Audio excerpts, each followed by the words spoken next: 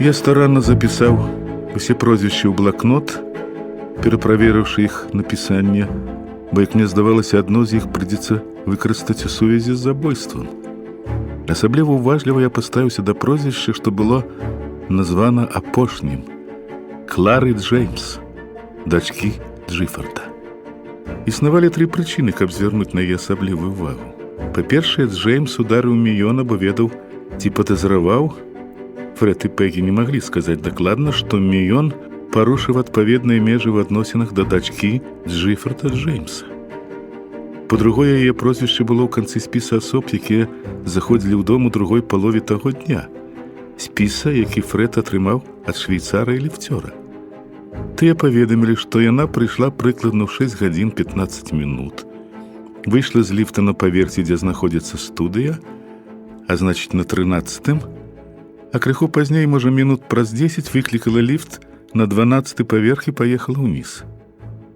На трэцюю прычыну звярнула ўвагу Пегі, якая нейкі час заставалася ў парку пасля таго, як Фред выйшаў з будынка, а потым рушыла дадому і зайшла ў кватэру каля 5 гадзін. Яна не падымалася ў студыю, не бачылася з мужам. Недзе пасля 6 гадзін, на яе думку, а палове 7 яна, пачуўшы званок, сама пайшла адчыняць дзверы, бо пакаёўка з кухарам былі на кухні. На парозе стаяла Клара Джеймс. Яна была бледная і напружаная, але трэба сказаць, што яна заўсёды была такая. Клара сказала, што хоча бачыць Альберта, і Пегі адказала, што, здаецца, ён у студыі. Клара ж паведаміла, што яго там няма, але гэта не важна. Калі Клара націснула кнопку ліфта, Пегі зачыніла дзверы, жадаючы пабыць адна, без каго б там не было, тым больш без Клары Джеймс. Праз 1,5 гадзіны з'явіўся Фред. Яны разам падняліся ў студыю і ўбачылі, што Альберт все-таки быў там, але ўжо мёртвы. Пасля выразнай выявы дня ў пакой прыйшла ноч, поўная загадак, але Вулф засяродзіў увагу толькі на тым, што было, на яго думку, істотным. Ужо 3-ю гадзіну ішла размова, і я пачаў 3-й блакнот. Вулф цалкам праігнараваў некаторыя моманты, якія трэба было высветліць. Напрыклад, ці была ў Альберта звычка пераходзіць дазволеныя межы в адносінах да яшчэ чыіх-небудзь дачок ці жонак. І калі так, то трэба было запісаць прозвішчы. З расказа Фреда і Пегі я прыйшоў да высновы, што ў Альберта быў вольны погляд наконт чужых жонак. Але, відаць, гэта не цікавіла Вулфа. У канцы размовы ён зноў загаварыў пра рэвальвер і, не пачуўшы ад субяседнікаў нічога новага, зрабіўся хмуры і з'едлівы. Калі яны ў каторы ўжо раз паўтарылі тое самае, ён нарэшце са злосцю зірнуў у іх бок і спытаўся, хто з вас хлусіць. Здавалася, што гэта іх пакрыўдзіла. «Так у вас нічога не атрымаецца», — згорача сказаў Фред Уйплер. «І ў нас таксама. Было б недарэчным, запярэчыла Пегі Міён, прыйсці сюды, даць вам чэк, вось гэты чэк і хлусіць. Ну ці не так? Значыць, вы недарэчныя», — холадна адказаў Вулф, ён ткнуў пальцам у бок Пегі. «Паслухайце, ва ўсё гэта можна было б паверыць, нічога з пачутага не здаецца неверагодным, акрамя адной рэчы. Хто паклаў рэвальвер на падлогу побач з целам?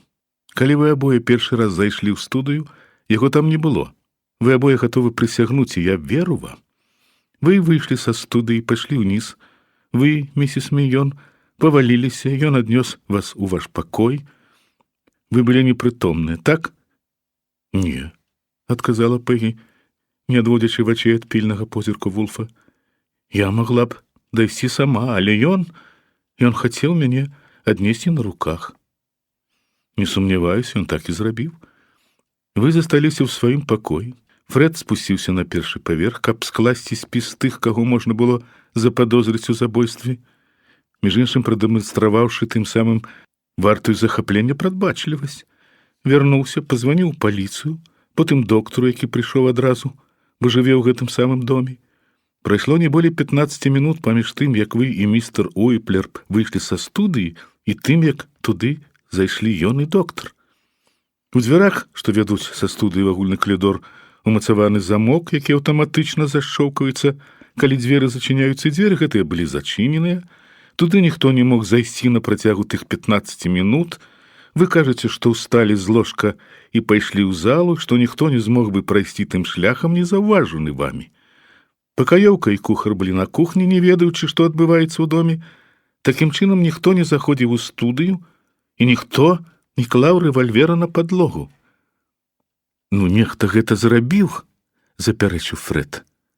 Мы не ведаем, у каго быў ключ, настойвала на сваім Пэгі. Вы ўжо гэта гаварылі, перайшоў атаку Вульф. Нават калі ўсе мелі ключы, я гэтаму не верую, ніхто гэтаму не паверыць. Ён перавёў позірк у мой бок. Арчі, вы паверыце? Такое можа быць толькі ў кіно, прызнаўся я. Бачыце, звярнуўся Вульф да Пэгі і Фрэда. Містер Гудвін не ставіцца да вас прыдузята, наадварот, ён гатовы за вас пайсці в агонь. Паглядзіце, ён не паспявае рабіць свае запісы, бо з замілаваннем сочыць, як вы пазіраеце адно на аднаго. Але ён згодны са мной, што вы хлусіце. Калі ніхто іншы не мог пакласці рэвальвер на падлогу, гэта зрабіў адзін з вас. Мне трэба гэта ведаць. Абставіны прымусілі вас гэта зрабіць, альбо вы палічылі, што яны вас вымушаюць. Вульф зірнуў на Фрэда. Скажам, вы выцягнулі шуфлядку туалетнага століка, шукаючы нюхальную соль, а там рэвальвер. І па паху здула зразумелі, што з яго нядаўна стралялі, а потым паклалі ў шуфлядку, як вы адразу сцямілі, каб выклікаць падазрэнне да яе. І што б вы зрабілі? Якраз тое, што вы і зрабілі на самай справе. Аднеслі рэвальвер наверх, паклалі каля цела, не сказаўшы аб гэтым ёй ні слова. Альбо лухта, рэзка перапыніў яго Фрэд. Абсалютная лухта. Вульф зірнуў у бок Пэгі. Альбо рэвальвер у сваёй спальні знайшлі вы, пасля таго, як ён пайшоў уніз. Зразумела, вы... Гэта абсурдна, рашуча перабіла яго Пэгі. Як рэвальвер мог з'явіцца ў маёй спальні, калі толькі я сама яго там не паклала? Мой муж быў жывы а палове 6:00. Я прыйшла дадому яшчэ раней і была толькі ў зале і ў спальні, пакуль у 7 гадзін не прыйшоў Фрэд. Так што калі вы толькі не лічыце, што... Добра, пагадзіўся Вульф. Добра, не ў спальні. Можа, ў іншым месцы. Я не змагу працягваць расследаванне, пакуль не дазнаюся пра гэтага ад некага з вас. Не мог жа рэвальвер, каб яго чорт узяў, пераляцець з аднаго месца на другое. Я прадбачыў шмат хлусні ад іншых, урэшце ад аднаго з іх, але ад вас я хачу пачуць праўду. Вы яе пачулі, заявіў Фрэд. Не, я яе не пачуў. Тады, значыць, мы зайшлі ў тупік, сказаў Фрэд і падняўся. Ну што, Пэгі? Яны глянулі адно на аднаго, і перад іх вачыма зноў прамільгнула ўсё, што адбылося. Калі падышла чарга да слоў у сцэнарыі «Цудоўна павінна быць заўсёды», Фрэд зноў сеў у крэсла. Вульф, не маючы для сябе ролі ў сцэнарыі спектакля, уварваўся туды без запрашэння. Я лічу, заважыў ён суха, што ў выпадку тупіка всякая гульня спыняецца. Карацей кажучы, ўсё цяпер залежала ад мяне. Калі Вульф дэманстратыўна адмаўляўся ад гульні, нічога не магло яго зварушыць. Я ўстаў, узяў з яго стала той самы прыгожы чэк ружовага колеру, паклаў на свой стол, прыціснуў яго прэс-пап'е, сеў у крэсла і усміхнуўся, гледзячы на Вульфа. Дапусцім, што праўда на вашым баку, Вульф, заўважыў я, што сама па сабе не з'яўляецца тым, што вы называеце ападактычным. Калі-небудзь нам варта скласці спіс кліентаў, якія сядзелі вось тут і хлусілі нам. Але грошы плацілі добрыя, і я не настолькі затрымаўся б у запісах, каб не здолець нагнаць. Няўжо ўсё, што я зрабіў, было дарэмна? Наконт гэтых запісаў, цвёрда заўважыў Фрэд Уіплер, я хачу удакладніць адну рэч. Вульф глянуў яго бок. Іх позіркі сустрэліся. Мы прыйшлі сюды, сказаў ён, каб канфідэнцыяльна расказаць аб сваёй праблеме і прапанаваць вам яе вырашыць. Паколькі нас абвінавачваюць у хлусні, Я засумняваўся, ці варта працягваць нашу размову. І толькі калі місіс Міён пажадае, я згодны весці гаворку далей. Але я кажу вам адкрыта, калі раструбіце тое, што мы расказалі, альбо паведаміце паліцыі ці каму-небудзь яшчэ, што згодна з нашымі словамі рэвальвера ў студыі, калі мы туды ўвайшлі не было, мы ад гэтых слов адмовімся, нягледзячы на ўсе вашы чортавы запісы. Мы будзем адмаўляць, не адступаючы ні на крок. Ён зірнуў на спадарожніцу. Менавіта так, Пегі? Згодная? Ён не раскажа паліцыі, упэўнена заявіла Пегі. Ну, можа і не. А калі ён гэта зробіць, ты разам са мной адмовішся ад таго, што расказалі раней. Ці не так? Ну, зразумела. Паабяцала яна з такім выглядам, нібы ён папрасіў яе дапамагчы забіць грымучую змяю. Вулф, сцяўшы вусны, назіраў за тым, што адбывалася. Відавочна ўлічваючы тое, што чэк, які ляжаў на маім стале, быў амаль што на шляху да банка, ён вырашыў дадаць прозвішчы субяседнікаў да спісу хлуслівых кліентаў і рухацца далей, маючы гэта на ўвазе. Зірнуўшы ў бок кліентаў шырока адкрытымі вачыма, ён прымусіў іх супакоіцца, потым зноў прыплюшчыў вочы і загаварыў. Мы вырашым гэта разам з астатнімі праблемамі да таго, як прыйдзем да фінішу. Запэўніў ён субяседнікаў. Вы, вядома, разумееце, што я зыходжу з вашай невінаватасці, але ў сваім жыцці я выказаў, відаць, 1000 памылковых меркаванняў, таму яны нічога не вартыя. У некага з вас ёсць думка наконт таго, хто забіў містера Міёна? Пегі і Фред адмоўна пакруцілі галовамі. У мяне ёсць, буркнуў Вулф. Субяседнікі глянулі на яго шырока адкрытымі вачыма. Гэта толькі меркаванне, паківаў галавой Вулф. Але яно мне падабаецца. Трэба будзе шмат папрацаваць, каб абгрунтаваць яго. Спачатку я павінен спаткацца з людзьмі, пра якіх мы гаварылі, з усімі 6, і я не хацеў бы з гэтым марудзіць, расцягваючы сустрэчы. Паколькі вы не хочаце, каб яны ведалі, што я займаюся справай аб забойстве, мы павінны пайсці на хітрасць. Місіс Міён, ваш муж пакінуў завяшчанне? Пегі сцвярджальна кіўнула галавой. Вы спадчыніца. Ага, я, зажастыкулявала яна. Мне не патрэбная спадчына, і я не хачу яе, але яна ваша. Атрымліваецца цудоўна. Часткай гэтай маёмасці з'яўляецца права на кампенсацыю, якую павінен выплаціць містер Джеймс за шкоду, нанесеную містеру Міёну у выніку гвалтоўных дзеянняў. Вы павінны заявіць аб сваіх правах на гэтую частку маёмасці. Усе тыя 6 чалавек, з якімі я хачу сустрэцца, нейкім чынам маюць дачыненне да гэтай справы. Я адразу ж паведамлю ім, накіраваўшы пісьмы сёння вечарам тэрміновай поштай, што дзейнічаю ад вашага імя у вырашэнні гэтай справы і што хацеў бы, каб яны прыйшлі ў маю кантору заўтра ўвечары. Гэта немагчыма, усхвалявана закрычала Пегі. У мяне нават і ў думках не было прапанаваць Джыфу выплаціць кампенсацыю. К чорту! Зароў, грукнуўшы кулаком па стале Вулф. Гладкай вам дарогі, бывайце! Думаеце, што расследаванне справ аб забойствах — гэта вам гульня ў лялькі? Спярша вы мне хлусіце, цяпер, бачыце, вам не хочацца трывожыць людзей, сярод якіх забойца. Арчі, выведзі іх за дзверы. Брава, прамармытаў я в адказ. Мне таксама ўсё гэта паспела надакучыць. Паспрабуйце пашукаць дапамогу ў арміі ўратавання, прапанаваў я, зыркнуўшы ў бок кандыдата ў кліенты. Яны сталыя спецыялісты па аказанні дапамогі тым, хто трапіў у непрыемнае становішча. Можаце прыхапіць з сабой блакноты ўсяго па 25 центаў за штуку. Запісы аддаём у якасці бясплатнага дадатку. Пегі і Фред пераглянуліся. Як я разумею, ён хоча сустрэцца з імі заўтра, пачаў саступаць Фред. Для гэтага яго павінна быць зачэпка. І трэба прызнаць, ён яе знайшоў, і вельмі ўдалую. Ты ім нічога не павінна, нікому з іх. Пегі здалася.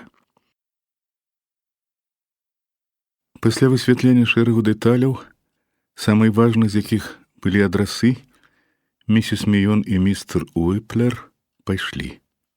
Калі меркаваць па тым, як яны выходзілі за дзверы і як мы іх прыспешвалі, зусім не сардэчна, можна было падумаць, што яны не кліенты, а хутчэй ахвяры. Але чэк заставаўся на стале. Калі, вывеўшы іх за дзверы, я зайшоў у кабінет, то ўбачыў, што Вулф сядзіць, адкінуўшыся ў крэсле, з заплюшчанымі вачыма, і хмурыцца, відаць, нечым незадаволены. Пацягнуўшыся і пазяхнуўшы, я сказаў бадзёрым голасам: «Здаецца, атрымаецца даволі цікава. Зрабіць выгляд, што справа датычыцца толькі жадання атрымаць кампенсацыю. Калі забойца знойдзецца сярод гасцей, паглядзім, колькі часу вы здолееце ўтойваць ад яго сваю здагадку. Іду ў заклад, ён заглыне кручок раней, чым прысяжны абвесціць свой прыгавор». «Змоўкні!» — рыкнуў Вулф. «Ідыёты! Ну, будьце міласэрнымі!» — пазапярэчыў я. «Ад закаханых нельга патрабаваць, каб яны думалі, таму яны і наймаюць кваліфікаваных мысліцеляў. Вы павінны радавацца і ганарыцца, што яны выбралі вас. Ну, склусілі раз, другі. Дык што з таго, калі яны закаханы адно в аднаго? Калі я ўбачыў «Змоўкні!» — паўтарыў Вулф і расплюшчыў вочы. «Вазьмі блакнот. Пісьмы трэба адаслаць тэрмінова». Сустрэча, што адбылася ў панядзелак вечарам, доўжылася цэлых 3 гадзіны. І за ўвесь гэты час пра забойства не было сказана ні слова. Тым не меней, нельга сказаць, што яна была вясёлая. У пісьмах было выразна заяўлена, што Вулф, дзейнічаючы па даручэнні місіс Міён, хацеў бы даведацца, ці можна атрымаць ад Джыфарда Джеймса пэўную суму, не звяртаючыся да паслуг адвакатаў ці ў суд, і якая сума будзе вызначана. Вядома, адпаведны душэўны настрой быў у кожнага з прысутных. У самога Джыфарда Джеймса, у яго дачкі Клары, у яго адваката-суддзі Генрыха Арнольда, у Адэлі Бослі з інфармацыйнай службы, у доктара Нікаласа Ллойда, тэхнічнага эксперта, і ў Руперта Гроува, імпрэсарыо Міёна. Такім чынам, усяго іх было 6 чалавек, якраз столькі, каб стварыць утульную атмасферу ў нашым вялікім кабінеце. Фрэда і Пегі не запрасілі. Вся троіца з боку Джеймсаў прыйшла разам і была настолькі пунктуальная, з'явіўшыся дакладна ў 9 гадзін, што мы з Вулфам не паспелі нават выпіць у кабінеце традыцыйны вячэрні кубак кавы. Мне так карцела іх убачыць, што я сам пайшоў адчыняць дзверы. Замест Фрыца, кухара і апекуна ўсёй хатняй гаспадаркі, які дапамагае ператварыць дні і гады жыцця Вулфа ў суцэльную радасць, амаль у той жа ступені, што і я. Больш за ўсё мяне ўразіла тое, што барытон першы пераступіў парог, пакінуўшы ззаду дачку і адваката. Шырокія плечы Джеймса, яго рост пад 1,90 м і фанаберыстая, як у пеўня хада, не былі для мяне нечаканымі. Здзівіў жа яго маладжавы выгляд, бо яму было, відаць, пад 50. Ён падаў мне свой капелюш з такім выглядам, быццам я быў народжаны толькі для таго, каб у панядзелак, 15 жніўня ўвечары, прыняць з яго рук гэты капелюш. На жаль, я выпусціў яго з рук. Усё гэта кампенсавала Клара, скіраваўшы ў мой бок позірк сваіх вачэй. Адно гэта сведчыла, што яна была вельмі назіральная, бо звычайна ніхто не звяртае ўвагі на таго тыпа, што адчыняе дзверы. Яна ж убачыла, як я выпусціў з рук капелюш яе бацькі, глянула ў мой бок і не адводзіла вачэй практычна да таго часу, пакуль я не прачытаў іх наступнае. «Ты што маскіруешся?» «Ну, дык да сустрэчы». Гэта паспрыяла таму, што я пачаў ставіцца да яе прыязна, хоць і з некаторай асцярожнасцю. Яна была не толькі бледная і напружаная, гаварыла Пегі Міён. У яе вачах быў бляск, незвычайны для дзяўчыны яе гадоў. Тым не менш, я усміхнуўся, выказваючы тым самым удзячнасць за падараваны мне ўважлівы позірк. Тым часам адвакат-суддзя Генры Арнольд самастойна павесіў на вешалку свой капелюш. На працягу ўсяго дня я, зразумела, збіраў інфармацыю аб усіх запрошаных і такім чынам даведаўся, што ён меў тытул суддзя толькі таму, што аднойчы быў адным з гарадскіх суддзяў. І хоць гэта было даўно, тым не меней да яго звярталіся іменна так. Выгляд жа яго выклікаў расчараванне. Маленькі, нібыта абрублены карантыш, з лысай пляскатай галавой, на якую хацелася паставіць попельніцу, і з кароткім уціснутым носам. Унутраныя дадзеныя былі, відаць, больш дасканалыя, чым знешнія, бо сярод яго кліентаў было багата прадстаўнікоў найбольш уплывовых колаў з Брадвею. Я завёў прышэльцаў у кабінет, прадставіў іх Вульфу і паспрабаваў пасадзіць іх у жоўтыя крэслы, але барытон адразу ж заўважыў і захапіў чырвонае скураное крэсла. У той час, калі я дапамагаў фрыцу вызначыць, што б яны хацелі выпіць, пачуўся званок, і я зноў пайшоў да дзвярэй. Гэта прыйшоў доктар Нікалас Ллойд. На ім не было капелюша, таму абышлося без адпаведнай працэдуры. У доктара быў прыгожы з глыбокім складкамі з маршчын твар і неспакойныя цёмныя вочы. Всё яго вобліку сведчыла пра тое, што ён доктар, хутчэй нават хірург, які на ўсе 100% адпавядае рэпутацыі спецыяліста высокага класа. Аб гэтым я даведаўся ў час збору інфармацыі. Калі доктар зайшоў у кабінет і ўбачыў стол з пачастункамі, вочы ў яго загарэліся, ён аказаўся самым актыўным спажыўцом віскі з мятнай вадою на працягу ўсяго вечара. Апошнія двое запрошаных прыйшлі разам.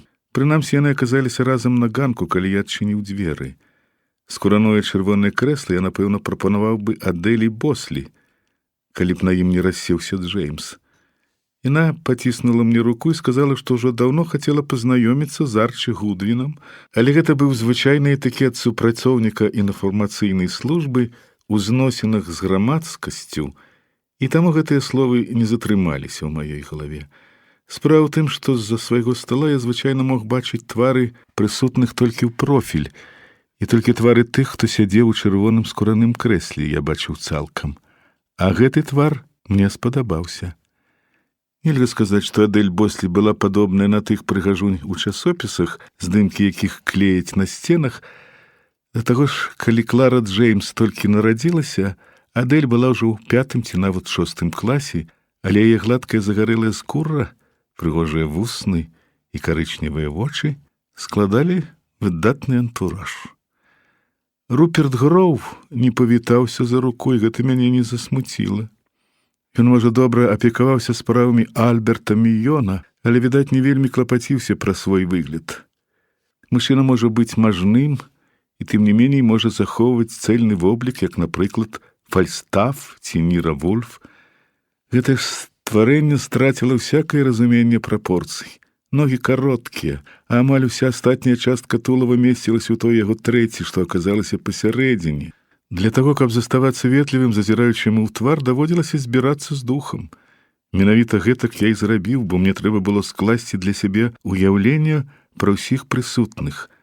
Але я не заўважыў у Гроўве нічога вартага ўвагі, апрача праніклівых хітрых вачэй. Калі гэтыя двое селі ў крэслы і ім падалі пітво, Вульф пачаў размову.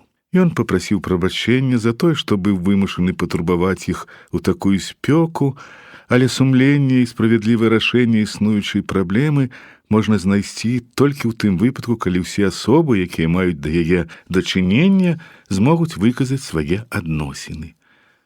У адказ прысутныя замармыталі, выказваючы самыя розныя пачуцці ад не вельмі ахвотнай згоды да гранічнай раздражнёнасці. Суддзя Арнольд паставіўся да сказанага варожа, заявіўшы, што ніякага пытання з юрыдычнага боку не існуе, бо Альберта Міёна ўжо няма ў жывых. «Глупства», — рэзка адказаў яму Вульф. «Калі б гэта было так, вы, як адвакат, не парупіліся б сюды прыйсці. Во всякім разе, мэта сённяшняй сустрэчы заключаецца ў тым, каб гэтае пытанне не перарасло ў судовую справу. 4 з вас сёння пазванілі місіс Міён, каб спытаць, і сапраўды я дзейнічаю ад яе імя, і атрымалі станоўчы адказ. Па яе даручэнні я хачу назбіраць факты. Я магу таксама заявіць вам, ніякім чынам не замахваючыся на правы місіс Мейон, што яна пагодзіцца з маёй прапановай. Калі я прыйду да высновы, што ёй павінна быць выплачана вялікая сума, вы, зразумела, можаце гэта аспрэчыць, але калі ўзнікне думка, што ў яе няма падстаў для іску, яна таксама пагодзіцца з ёю. Улічваючы такую адказнасць, я павінен мець перад сабой усе факты. Таму вы не суд, перабіў яго Арнольд. Так, сэр, я не суд. Калі вы хочаце, каб справу разглядаў суд, няхай будзе па-вашаму. Вулф перавёў позірк на іншых прысутных. Міс Бослі, вітала б кіраўніцтва тэатра знаёмства шырокай публікі вось з такой інфармацыяй? Доктор Ллойд, вы лічыце за лепшае, як эксперт, даваць паказанні ў судзе ў якасці сведкі, ці ўсё ж абгаварыць справу тут? Містер Грофт, як бы паставіўся да ўсяго гэтага ваш кліент, калі б быў жывы? Містер Джеймс, што вы думаеце наконт гэтага? Вас таксама не спакушае перспектыва публічнасці, ці не так? Асабліва таму, што ўсплыве імя вашай дачкі. Чаму яе імя павінна ўсплыць? Спытаў Джеймс сваім добра пастаўленым барытонам. У якасці доказу, адказаў збялелы Вулф. Такім чынам высветліцца, што якраз перад тым, як ударыць Мейона, вы яму сказалі: «Слухай ты, вырадак, пакінь маю дачку ў спакоі». Я сунуў руку ў кішэню, бо прытрымліваюся правіла, пацверджанага вопытам. Кожны раз, калі сярод прысутных ёсць і можа быць забойца, зброя павінна быць пад рукой. Нягледзячы на тое, што яна захоўваецца ў глыбіні трэцяй шуфляды майго стала, і таму, можна сказаць, заўсёды пад рукой, я па звычцы перакладаю яе ў кішэню перад прыходам гасцей. Якраз у гэтую кішэню я і сунуў руку, ведаючы запальчывасць Джеймса. Але ён застаўся сядзець у крэсле, толькі прамямліў: «Гэта хлусня». Гэтыя словы чулі 10 чалавек, прабурчаў Вулф. Уяўляеце, якая б пайшла пагалоска, калі б вы пад прысягай ад іх адмовіліся, а ўсе тыя 10 выкліканыя ў суд у якасці сведак заявілі б процілеглае. Я лічу, што было б лепш абмеркаваць гэта са мной. «Аб чым вы хочаце даведацца?» – спытаў суддзя Арнольд. «Мне патрэбныя факты. Першы з іх ужо выклікаў спрэчкі. Калі я памыляюся, я павінен гэта ведаць дакладна. Містер Гроф, вы былі сведкам таго, як быў нанесены той славуты удар. Я дакладна пераказаў словы містера Джеймса?» «Так», – адказаў Гроф пісклявым голасам. «Вы чулі, як ён гэта гаварыў?» «Чуў». «Місіс Бослі, а вы?» Здавалася, што тая адчувае сябе няёмка. «Можа, было б лепш, калі ласка, вы адказваеце не пад прысягай, я проста збіраю факты. Апрача таго, мне толькі што заявілі, што я хлушу. Вы чулі, як ён гэта гаварыў?» «Так, я чула», – Адэль зірнула ў бок Джеймса. «Прабач, Джыф». «Але гэта неправда!» – ўскрыкнула Клара Джеймс. «Мы што, ўсе хлусім?» – накінуўся на яе Вульф. Я мог папярэдзіць Клару, калі яна падаравала той погляд у калідоры, каб была асцеражнейшая з Вульфам. Яна была не толькі вытанчаная маладая жанчына, мела не толькі незвычайны бляск у вачах, але ў дадатак худзенькая, і было відаць, што яе хударлявасць з'яўляецца вынікам абмежавання ў ежы, а Вульф зусім не мог трываць людзей, якія мала ядуць. Я з самага пачатку ведаў, што рана ці позна ён накінецца на яе.